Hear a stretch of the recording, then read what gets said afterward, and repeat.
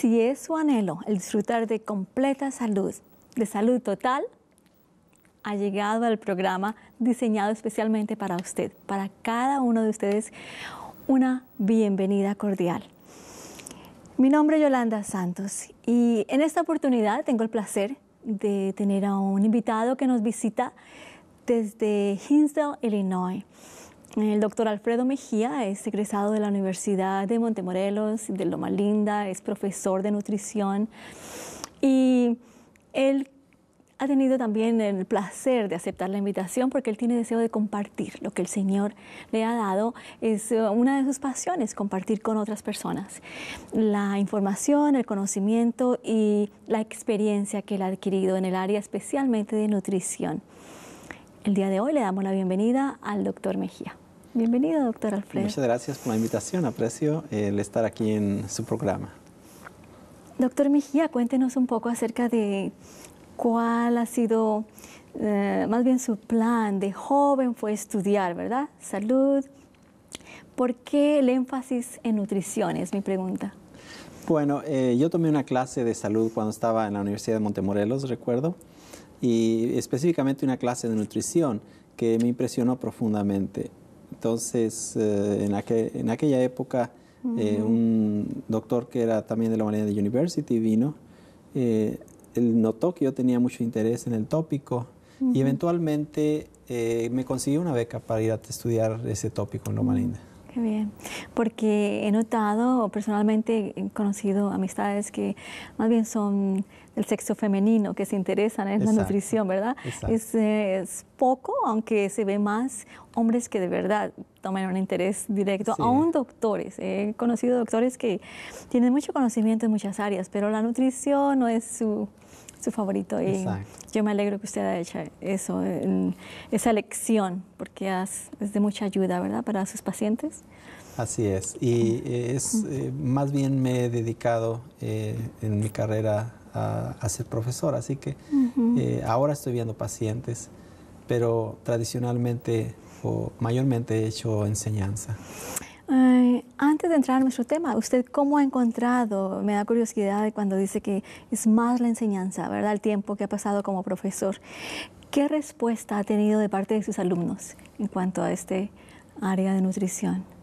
Bueno, muchos alumnos toman las clases porque realmente les interesa y están muy animados y aprenden bastante. Algunos alumnos solamente toman la clase porque pues tienen que tomarla, es parte del currículum. Y sin embargo, en general para mí ha sido muy satisfactorio enseñar. Muy bien. Aún los que tienen que se benefician, aunque no quieran se benefician. La mayoría de mis alumnos quieren aprender, son gente adulta. Yo enseño estudiantes de maestría, doctorado. Entonces, por lo general, ellos están muy interesados en aprender. Bueno, el día de hoy, doctor Mejía, usted tiene una audiencia que está interesada. Tenemos audiencia de todas las edades, jóvenes, adultos. Tenemos televidentes que sabemos que nos están viendo de otros países, no solamente en Latinoamérica, tenemos personas que aún en Europa recibimos noticias que están viendo el canal y es para ellos que... Gracias por su atención. Sí, ellos están atentos, especialmente por el tema de hoy. Tenemos un tema que a todos de una forma u otra nos ha afectado. Usted y yo conocemos a alguien que muy cercano a nosotros, quizá familiar, amigo querido, pariente, y aún personas que no necesariamente están directamente vinculadas con nosotros, sabemos que han sido afectadas por el cáncer. Y doctor Mejía, ese es el tema que estaremos exponiendo hoy. Usted como doctor, especialmente en su área de nutrición, ¿cómo definiría usted qué es el cáncer? Bueno, el cáncer es un sinnúmero de padecimientos, pero que generalmente se caracteriza por una reproducción alocada de las células y puede aparecer en muchas partes del cuerpo. Entonces, básicamente se genera originalmente en el DNA, se altera el genoma, el DNA de una célula, esa célula se empieza a reproducir desenfrenadamente y forma un tumor que muchas veces se reproduce y va e invade otros tejidos y entonces eso es lo que conocemos generalmente como cáncer. Es una enfermedad esencialmente del DNA. El cáncer, hay en sus estudios, y especialmente yo sé que los doctores ven mucho estadísticas, ¿verdad? ¿Cuál es el porcentaje que usted ha visto en cuanto a la que ha sido o es afectado generalmente por el cáncer?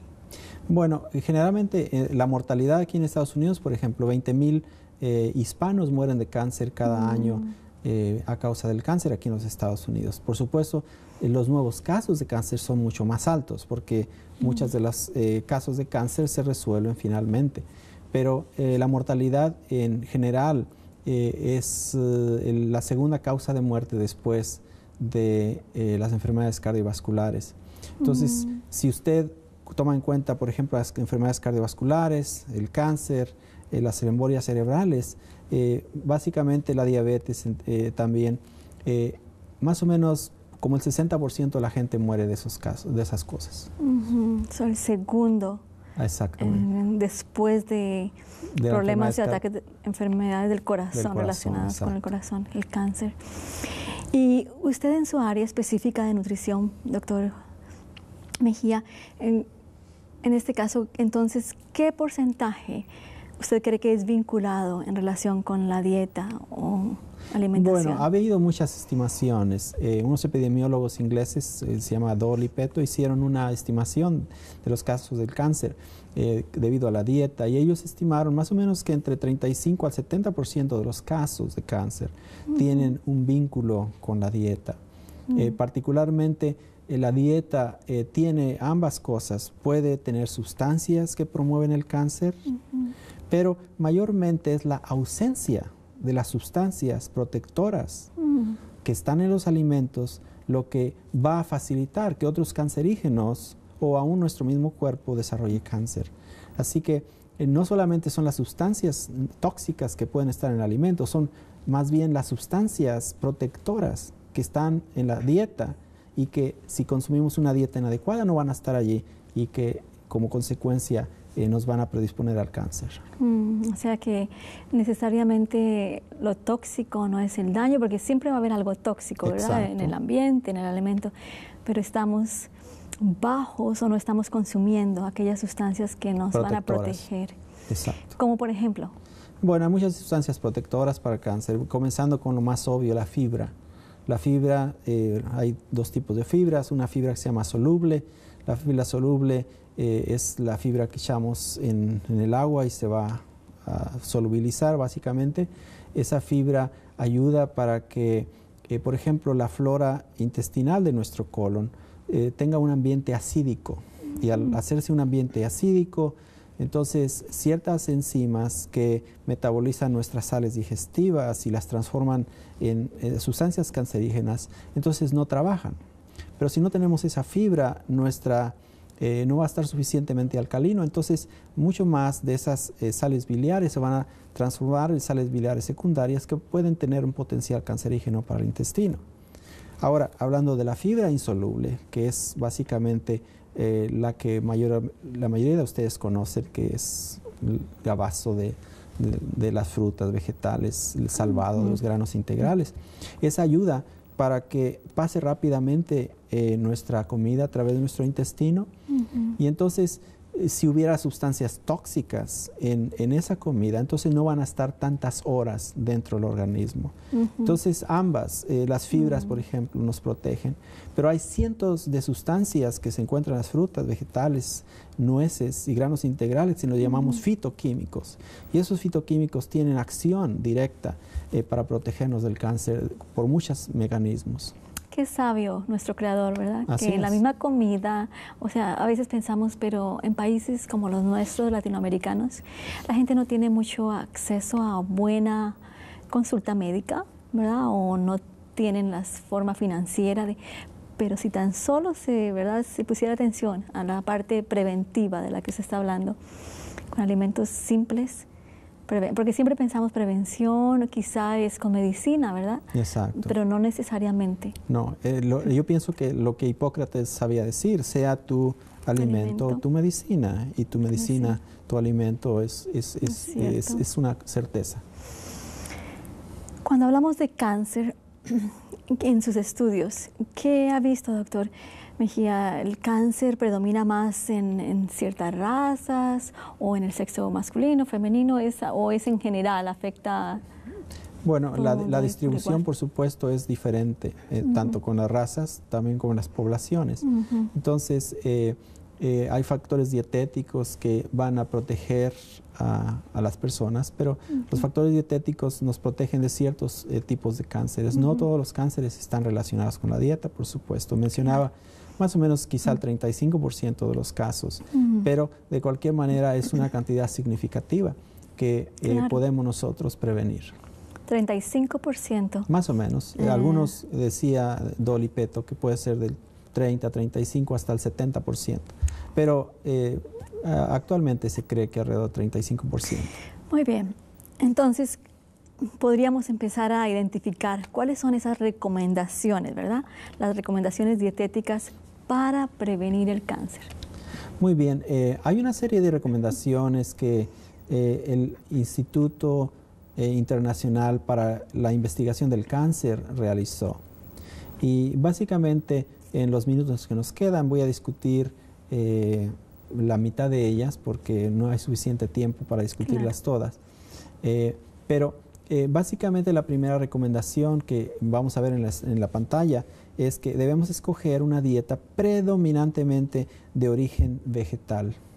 Esta debe consistir de frutas, vegetales, leguminosas, que contienen almidón poco procesados. Entonces, esa es la primera recomendación.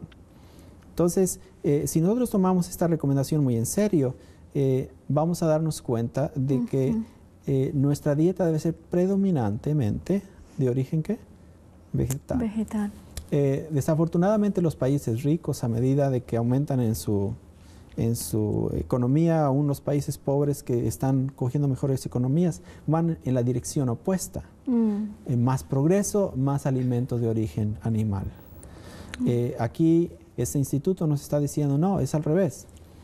Si queremos prevenir las enfermedades crónicas, particularmente el cáncer, necesitamos volver a consumir más alimentos que sean de origen vegetal.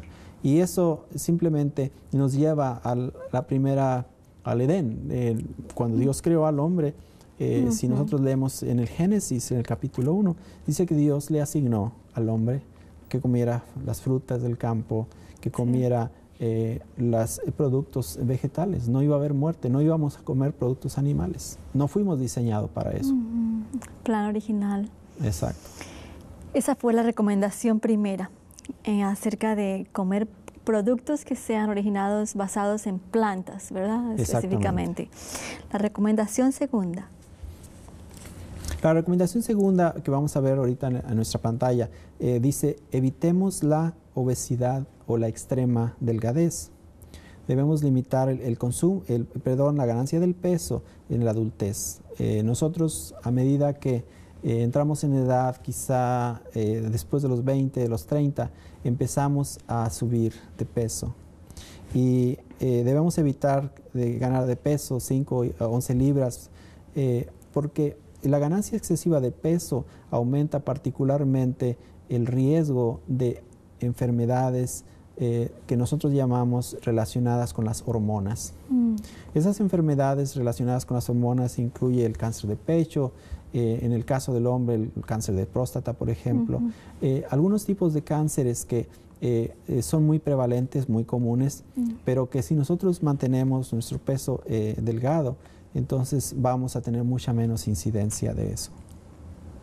Usted habló de una línea, leí en su gráfica que acerca de extrema obesidad o extrema delgadez. Es más común escuchar de obesidad, ¿verdad? Entonces, ¿usted quiere decir que la extrema delgadez también puede ser un factor para cáncer? La extrema delgadez posiblemente puede ser un factor si es que esa delgadez se debe a una deficiencia nutricional. Entonces, si usted tiene una deficiencia nutricional, también las deficiencias nutricionales mencionadas del principio, que nos van a poner más propensos a que nosotros adquiramos algunos tipos de cánceres, porque no tenemos las sustancias protectivas que nos prevendrían esas enfermedades. Ya veo. La recomendación número 3. La recomendación número 3 tiene que ver con la actividad física. Esta recomendación dice, si su actividad es baja o moderada, tome 1 hora de caminata rápida, ejercicio similar, también haga ejercicio vigoroso por lo menos 1 hora por semana. Entonces, la actividad física directamente nos va a ayudar en nuestro sistema inmunológico. Todos nosotros desarrollamos células cancerosas en un tiempo u otro, pero nuestras células inmunológicas la reconocen, la mayoría de ellos las matan, y de esa manera entonces vamos a reducir el riesgo de que nos dé cáncer. Por otra parte, el ejercicio físico nos va a ayudar a mantener también nos va a retirar la obesidad, lo cual de esa manera influiría para que podamos nosotros tener menos probabilidades de cáncer. Sí, salir al aire libre, si es posible, ¿verdad? O sea, hay varias ganancias ahí. Está el peso, está el aire fresco. Aún, ¿verdad? Sabemos que factores como el estrés, ¿verdad? Puede ayudar. O sea, que el salir de la casa. Su sistema inmunológico va a funcionar con más óptimamente. O sea, que sería lo ideal después de comer, si es posible, salir a caminar. Bueno, si va a salir, va a caminar. No va a hacer ejercicio extenuante porque no es recomendable el ejercicio extenuante después de caminar, después de comer, perdón. Pero una caminada sí, puede caminar regular, en lugar de sentarse, porque yo noto que en nuestras culturas es muy común comer, sentarse y la persona duerme generalmente. Si podemos al menos salir un momento. Sí, eso puede ser saludable, ¿cómo no? Ahora tiene la recomendación número 4. La recomendación número 4 que el Instituto para la Prevención del Cáncer da es básicamente consumir de 400 a 800 gramos, o sea, 15 a 30 onzas de frutas y vegetales durante todo el año. Ahora, el consumo de frutas y vegetales consistentemente ha mostrado de que es protector para la salud. El estudio adventista, de salud adventista, fue el primer estudio epidemiológico que mostró el efecto protector de las frutas y los vegetales. Este estudio en California se hizo, más o menos unos 40,000 adventistas lo siguieron por varios años y vieron las causas de su mortalidad y notaron que aquellos que consumían abundantes frutas y vegetales tenían mucho menos incidencia de cáncer. Así que en este estudio ha sido confirmado por muchos más estudios, cientos de estudios en la actualidad, que han consistentemente demostrado que las frutas y los vegetales son protectores para la salud. Algunas personas arguyen, bueno, pero las frutas y los vegetales tienen, por ejemplo, pesticidas. Sí, es cierto que tienen residuos de pesticidas, pero tienen cientos de sustancias químicas que son protectoras para el cáncer. O sea que aunque parezca que sea negativo por el tiempo en que vivimos, ¿verdad?, acerca de los pesticidas, aún así sigue siendo favorable usarlos. Por supuesto que sí, por supuesto. No hace mucho aparentemente un problema con la espinaca y noté, doctor, que la gente se pone muy, casi se puede decir que se alborota, ¿verdad? Así es. Pero esos casos son raros, ¿verdad? Son casos raros. Son raros y entonces todo el mundo va a decidir que no van a comer espinaca, pero no se ve así, la gente no actúa de la misma forma como los casos que hemos escuchado de la vaca loca, ¿verdad?, en el pasado en Inglaterra. Así es. No vemos que la gente actúa tan rápido, eso fue solo un caso, ¿verdad?, lejano, pero cuando es de plantas nos asustamos mucho. Así es, son casos esporádicos y el problema no fue tan severo. Estamos en Salud Total con un invitado especial el día de hoy, el doctor Alfredo Mejía. Si ustedes recién sintonizaron, estamos tratando acerca del cáncer. Sabemos que el cáncer afecta en diferentes formas a diferentes personas y hay cáncer de tantas clases. Específicamente estamos hablando acerca de la prevención del cáncer. Hemos hablado acerca de cómo las plantas, la comida que es basada en planta es algo positivo para la prevención. Doctor Alfredo Mejía habló acerca de cómo controlar el peso, no extremada obesidad o extremada delgadez, cuidar con ejercicio, con frutas y vegetales y cereales. Y esto nos trae a la recomendación número 5.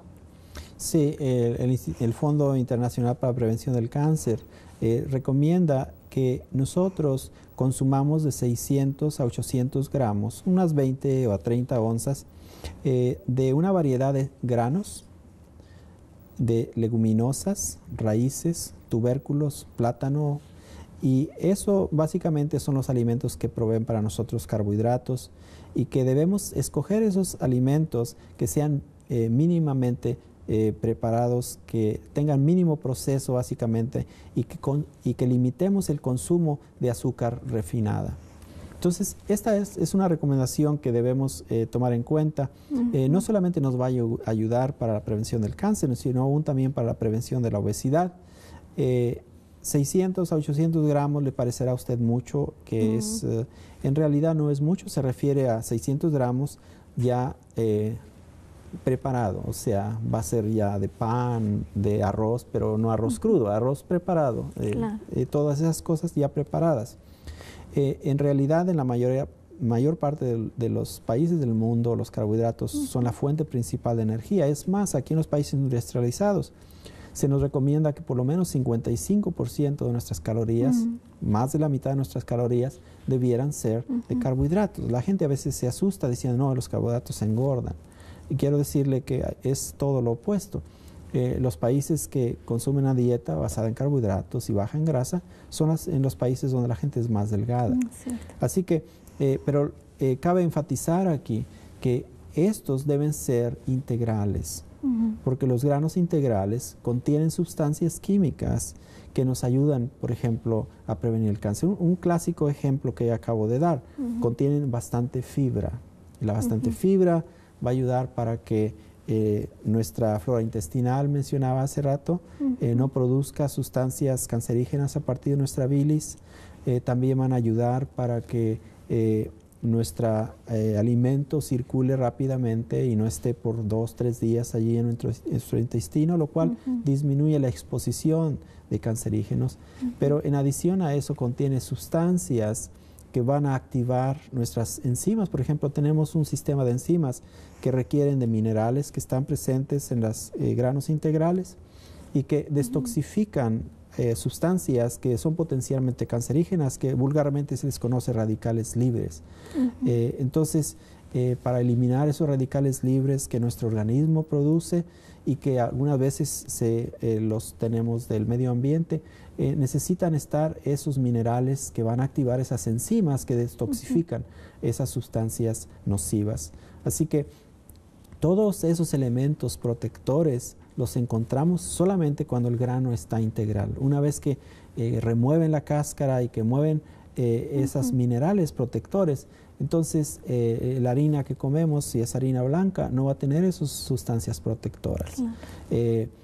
También el frijol, el garbanzo, la lenteja y esos alimentos, dice, mínimamente procesados, son las sustancias que van a contener esos elementos nutritivos que nos van a proteger.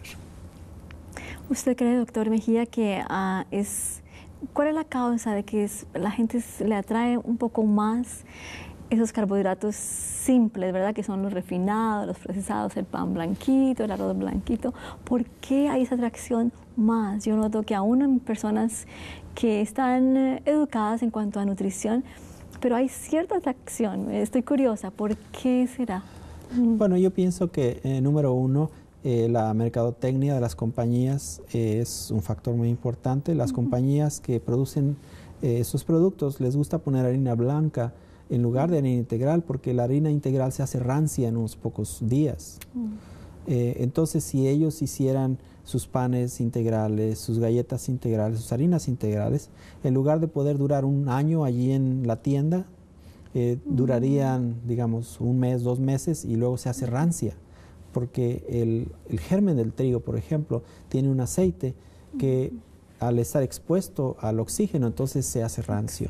Entonces, por conveniencia de eso, entonces ellos hacen los anuncios en la televisión o en el radio, donde sea.